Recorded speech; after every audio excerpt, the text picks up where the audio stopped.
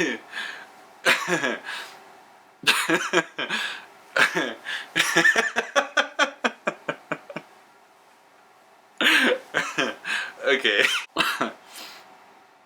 I wanted I wanted to tell a story. I wanted to tell a story and I was just thinking about it. And to me it's funny. It might not be funny. I but I think it's funny. I should preface this story by saying, like, I feel like everyone when they were younger was not the nicest child. There were times I feel like when everybody did things that they regret and they're not proud of when they look back on it now. And um this is one of those stories for me. When I was young, I had a group of friends in my neighborhood, and we all loved hanging out with each other. We did everything, and in the summertime, we went everywhere, and it was fun and everything. But there was this one kid in our neighborhood that not everybody liked, and for the sake of this video, I'll just call him Jim. And so this particular story. Me and my buddies, we were all hanging out, and we were all kind of just romping around, and we were saying, you know, what are we gonna do today? And we decided we're gonna go get some ice cream. And so we all got our bikes, and we hopped on. We were just kind of riding around. We were heading over to the ice cream shop, and while we were, you know, on our way, Jim kind of pops his head out of the door of his house, and he kind of sees us riding away. And he goes, "Hey guys, can I come with?"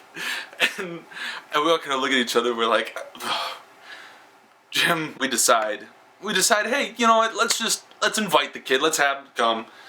And we go. But little did I know, my friends decided, you know what? We're gonna mess with Jim today. Today is Jim's day. We're making our way down to get ice cream, and Jim is just kind of jabbering on, being Jim. So we get to the ice cream shop, and one of my buddies pulls me aside, and he says, "Jared, I have a plan to get rid of Jim today." Like, okay, let's just make it so that it's just us buds again for the rest of the day. What's your idea? And he says, while I was riding up with the other guys, we kind of discussed, if you stayed outside and talked to Jim for a couple minutes while the rest of us go inside, get our ice cream, and then when we come back outside, you and Jim go in, and then when you come out with your ice cream, we'll already have eaten ours. You eat yours really quick, and then while Jim is still eating his ice cream, enjoying the sunshine, we will all get on our bikes, all of us, and ride away, leaving Jim there at the ice cream shop. And I was thinking, you know what, that's fine, because that way Jim still gets to eat his ice cream, and he still gets to hang out with us, it's fine, and then we'll all go away, and sure. So all my friends go inside to get their ice cream, and while they're getting their ice cream, I'm just kind of like hanging out with Jim outside of this ice cream shop, and I'm like, alright, hey bud, what kind of ice cream you gonna get? It's awkward because it's Jim, but then they come outside, and I'm like, alright, the plan is in motion. Jim, let's go in and get our ice cream. And so I go in with him, and we go in and we get our ice cream, and I get this mint chocolate chip. Now the thing about this ice cream shop is that they didn't really give like mint chocolate chip. It was more like a mint chocolate brick, and these chips were like giant pieces. They were chunks, really. They were giant, big, thick, rich pieces of dark chocolate. And I didn't know, because, you know, I just tried something new. And so I got it, and me and Jim would go outside, and I see all my friends have eaten their ice cream. And so Jim's kind of just, you know, eating little bits of his, and I'm like, okay, like I got one job, I'm gonna eat this ice cream as fast as I can. And so I dig in, and I'm digging in as fast as I can. I'm just like, I'm wolfing this ice cream down, and it's chocolatey, and it's minty, and it's giving me a brain freeze, and I'm like, alright, like, it's done, it's good to go, like, the deed is done.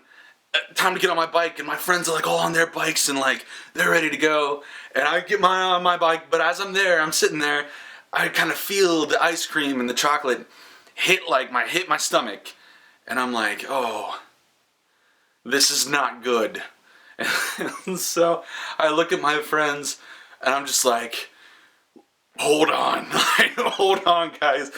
And so I throw my bike down and I run to the back of this shop towards the dumpster.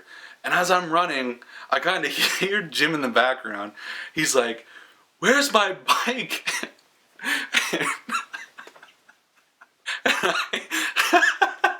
I run into the dumpster. I kind of hear my friends going, "No, no." And I turn around the dumpster. I turn around the corner to turn the corner of the dumpster, and I just expel every last bit of minty, chocolatey bit out of my mouth. And as it's going, I hear the clip clop shoes of Jim running up behind me, and he just goes, "My bike!" And I look down,